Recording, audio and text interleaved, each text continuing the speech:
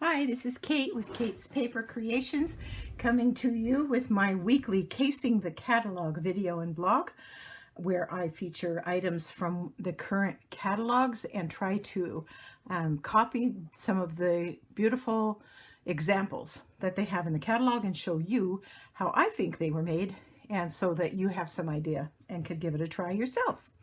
I also sell the products that I feature in these videos, and the link to my online store is in the description below, and I hope you will consider shopping with me. Today I am using this suite from the current January to June mini catalog called Sand and Sea Suite. Now, I bought the suite, but I'm using quite a bit of it, but not all of it. So let me get started. The card we are going to case is this one right here. Make sure that it doesn't glare. Right there. That's the one we're going to try. Okay? So I start with a Blushing Bride base card, 4 1/4 by 5 1/2, excuse me, by 8 1/2, scored at 4 1/4, to make a side fold greeting card. Do that.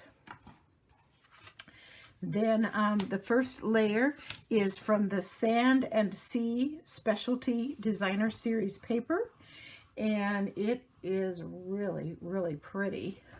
Let me get some of it over here so I can show you. I've been using it, so you got lots of different things, but look at all these beautiful patterns and colors and designs. Oh, it's just gorgeous. And we're going to be using this one that has the pink and yellow, I guess saffron swirls in it.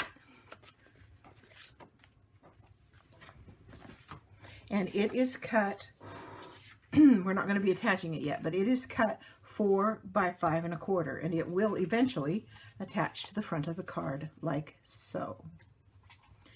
Okay, then we are going to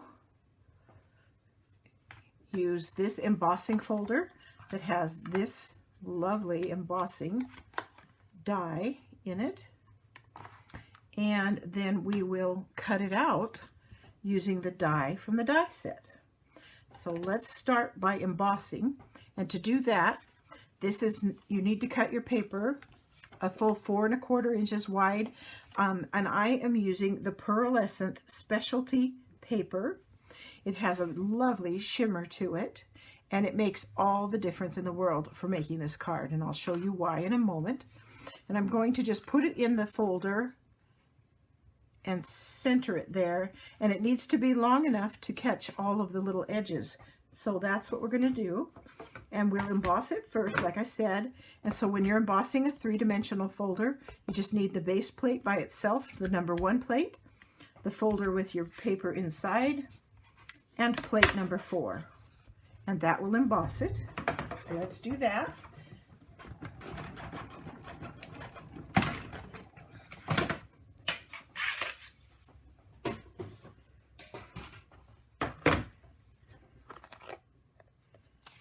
And there it is, embossed.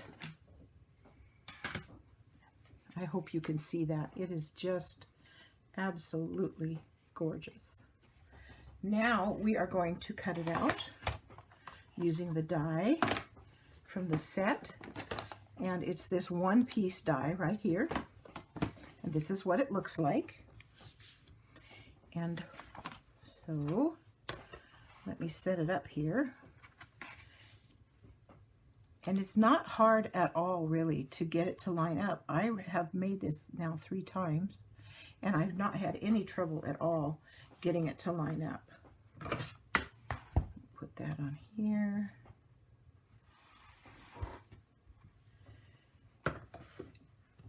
And I'm off screen again. Got to run it through the Stamp and Cut and Emboss machine.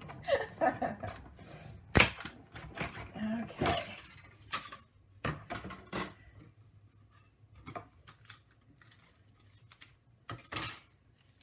And there it is.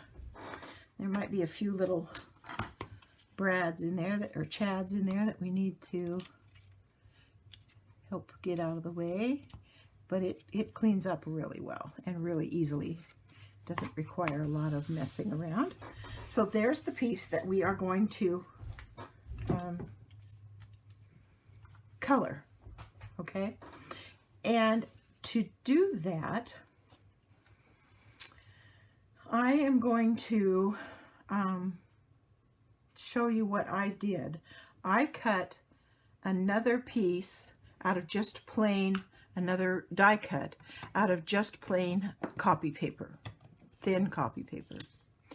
And then I cut away the leaf parts. So I cut off this part and these in between here and all around. So all I had, there's a chad hanging on there, all I had left were the seashell shapes. So you say that 3 times faster, whatever.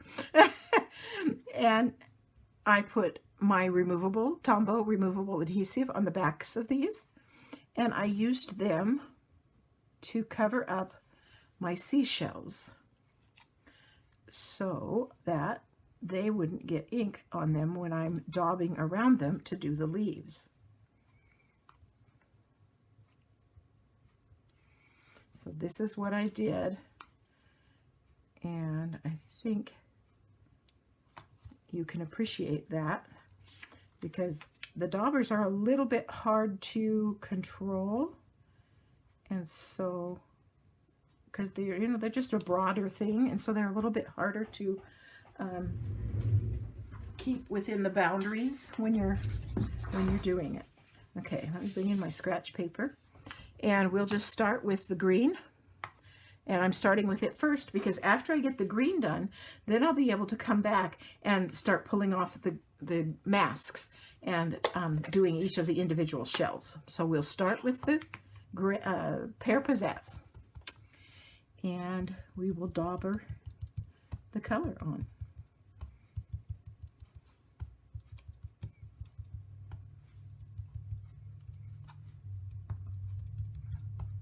Now, if you want, there's 2 different kinds of kelp, or whatever you want to call it here.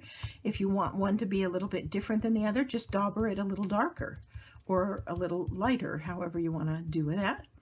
That's totally up to you. I really wasn't too worried about getting perfectly each color different or whatever. So, and a little bit down here. And I think that's going to do it. The green is done. Let's put that away. And the next one I'm going to do, let's see, is going to be the So Saffron. Let's bring that in next.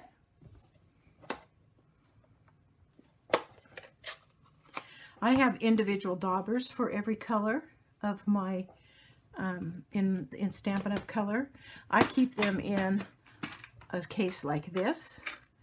It has a little bit of a legend in the top so it can tell me which ones are which, and it's really handy to me to have it like that. So this one is going to be So Saffron, and this one is going to be So Saffron. So we'll take those off. And I started out by just daubing very, very lightly, and then taking and kind of brushing on those raised portions, and it makes them stand out just a little bit more. But I started out by just going very, very light first. Just lightly tapping, and then doing that to add some extra color to the dimensions of it. And if you do it, if you get it inked well and lightly runs kind of sideways, it does make those dimensional parts stand out. There's the So Saffron. The next color I'm going to use is Crumb Cake. Let's do that next.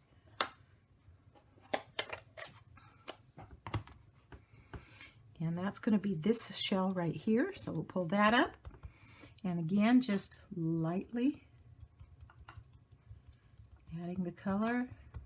This pad's got a little, needs to be re-inked, I think. But I liked this Crumb Cake color on there. It just really, really pretty. Okay, there's the crumb cake.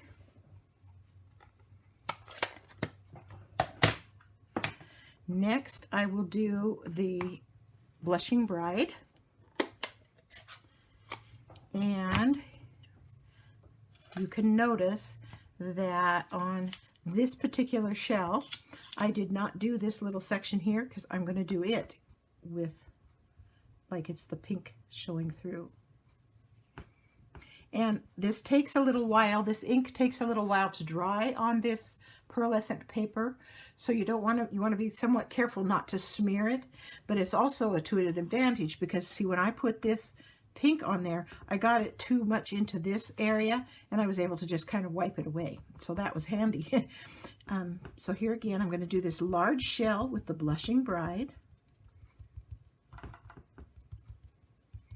And it's okay if you don't get the color totally covering everything because that pearlescent paper shining through it just makes this card. And then I'm going to come back with this inked a little bit more boldly and try to get that raised stuff just a little bit darker.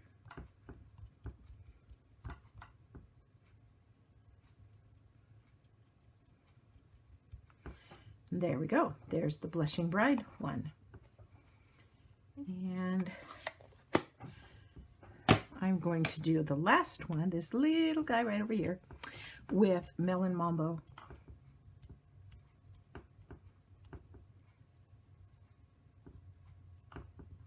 There we go. There it is, all colored. And it is perfectly lovely. And it has a beautiful shimmer to it. Now this is going to go onto the front of this. And I am going to just put regular adhesive on the backs of the shells because it's going to go on flat like that. That's going to give me enough surface to hold this well onto the card front.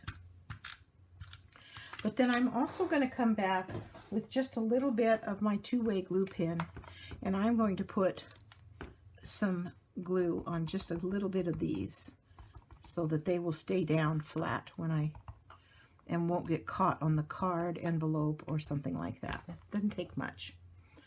Okay, and then we're just going to center this onto that designer series paper. Side to side, top to bottom. You are going to have a little bit sticking out past. That's okay because the card front is slightly larger, and so it's not going to matter when it's all said and done. Okay, now I'm going to get some linen thread, and I cut myself some here. It's 26 inches long. I'm going to put a little bit of adhesive on the back to stick the starter on it. And then I'm going to wrap it around 3 times. 2, 3, I guess, let's go a little narrower there. So I guess you didn't really need 26, probably could have done it with about 22. And I'm gonna tuck that back there. So that goes on there. And now I can finish adding regular adhesive to the back of this piece. Add a couple extras and attach it to the front of the card like so. And it's got that beautiful border.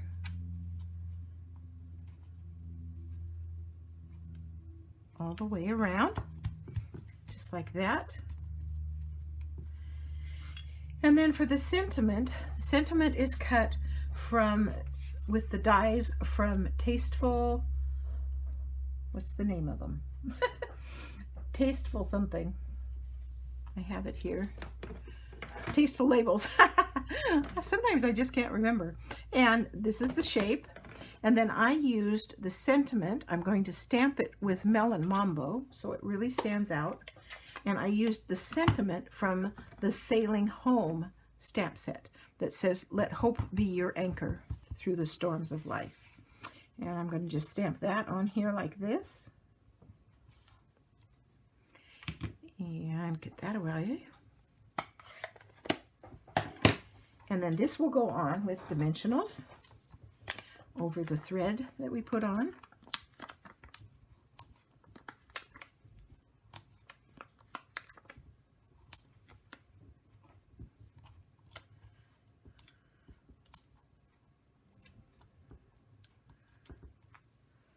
Like that. And then we'll just put this over the thread like that, centered a little bit. And then in that set, there's also this embellishment called opal rounds. It comes in 2 sizes, 5 and 6 millimeter. There's 50 of each, really a good deal. And I'm going to put a single pearl on here, and I'm going to make it one of the big ones. And there's just some really tiny flecks of the pinks in that, in these pearls that, and I'm just going to tuck it right there. And I'm only going to put one on there.